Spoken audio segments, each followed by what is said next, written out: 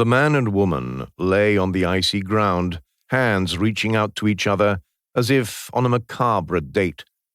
They looked oddly contented, he thought, almost peaceful. Love and death frozen in a fatal embrace. Rossel shivered. Corpses did not bother him. He had seen plenty. But the Leningrad winter gnawed into your bones, its never-ending darkness tinged with the damp that drifted in off the Baltic Sea and seeped into the streets.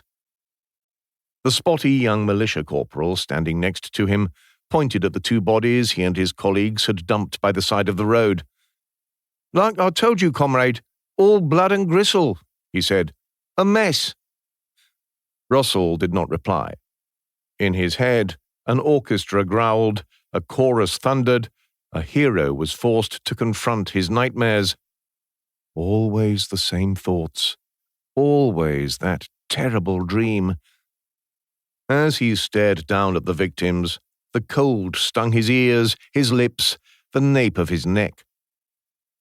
The young officer, perhaps unnerved by the lack of reaction from this tall, pale stranger whom he had just escorted from the opera house to the scene of the crime, filled the silence. "Dirty old bastard and his whore, I reckon," he said with a hint of satisfaction. He rubbed his pock-marked face. "When a woman is all painted like that." And the dark visions of the funeral rise before as if they were real.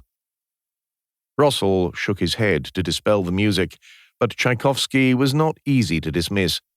To distract himself, to gain some contact with the external world, he turned to the officer and looked him up and down. The boy's uniform was smart enough, though there was a line of grime along the top of his collar.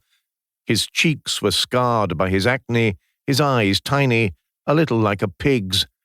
More than 10 years his junior, Rossel thought. He looked over the lad's shoulder. 4 or 5 other militia officers loitered, backs to the crumbling 19th-century facade of the Finland Station, staring at him. They were annoyed by Rossel's presence, and let it show. "Swarthy bastard! Big nose, too," he heard one of them say to another as he pointed at the body of the man. "A kike, maybe?" The other officer began laughing. Photographs and notes had been taken, passers-by long since questioned. Dinner would be cold by now, but at least beds would be warm, with wives and girlfriends in them. And yet they were still hanging around until this. Well, was he from the militia or not?